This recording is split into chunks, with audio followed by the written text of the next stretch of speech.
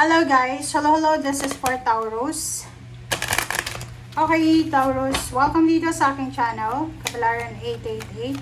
Welcome guys. Alamin natin, Taurus, kung anong messages, energy gabay para sa inyong lahat. This is general reading.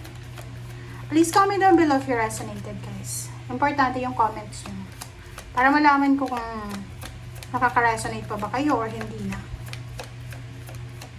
Okay, Taurus, sa mga bago kong subscribers, thank you sa inyong lahat, guys. Sa mga bisita, hindi pa kayo nakapag-subscribe, mag-subscribe na kayo. Okay, Taurus. 14-5. Nako.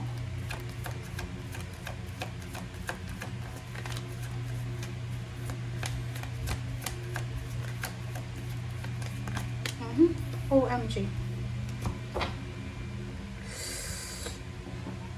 Okay, Taurus. Nandyan ka ba? Okay, guys. So, kung makikita mo dito, this is number 14, number 5, number 7, number 10. Ang sabi ng bara sa iyo dyan, may Taurus dito na posibleng meron kang pinagdadaanan, mayroon kang pinagdadaanan na financial problems. Pwedeng wala kang trabaho ngayon, na terminate ka sa company, na lugi yung business mo, basta wala kang pera. Pwedeng dumadanas ka ngayon ng paghihirap, financial poverty talaga. Hirap na hirap ka. But kung ano man yung pinoproblema mo sa ngayon, ano man yung pinoproblema mo dahil wala kang trabaho, dahil naghihirap ka, makakatanggap ka ng message. It's either a text, a call, a chat, an email. Ang message na to ay posibleng makakatulong to sa'yo para matapos na yung pag-aalala mo. Nag-aalala ka para sa pera, nag-aalala ka para sa trabaho, sa kinabukasan. Eto sa barahang to, sinasabi na huwag kang mag-alala kasi kung ano man yan na pinoproblema mo sa ngayon, may kasagutan ka na dyan. Okay? There's a solution.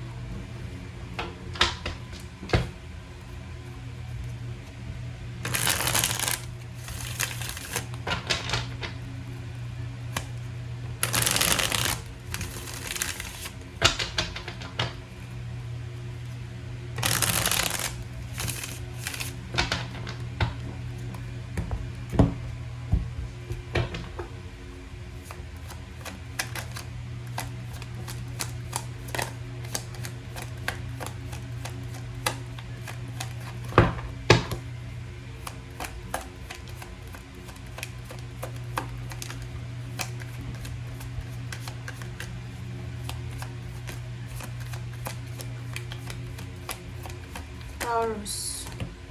Okay. Napakarami na ito. Okay, Taurus. 2 of Pentacles. Justice. 4 of Wands. Page of Swords. 3 of Cups. Oh, diba? Ang ganda. Ang ganda na ito. So, dito guys, sinasabi ng baraha, yun yung sabi ko sa'yo, if mayroon kang mga pinagdadaanan na financial problems,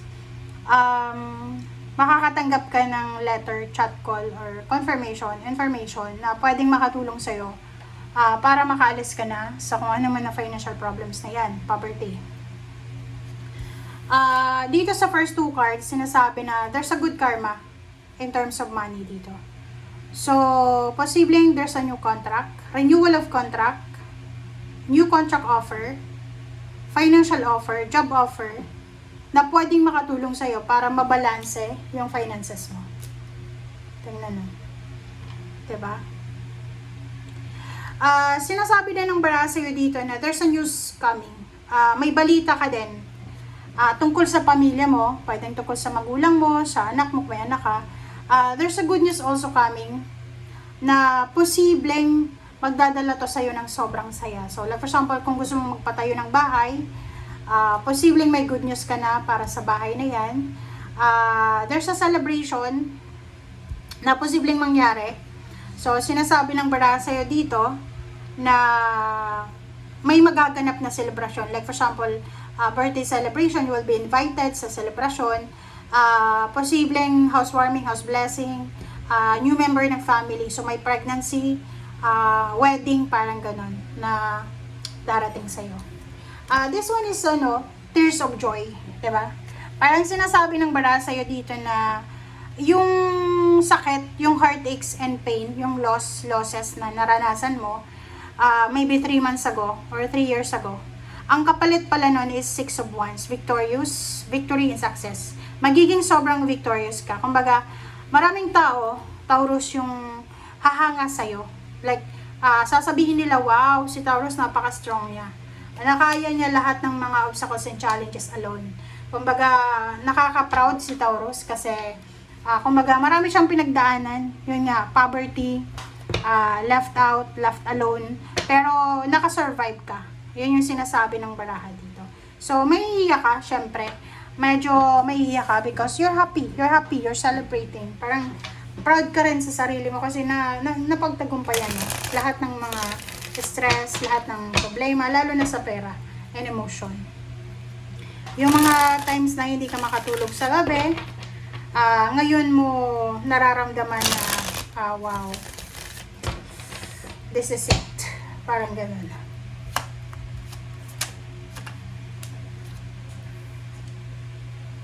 Okay, lovers. 5 swords.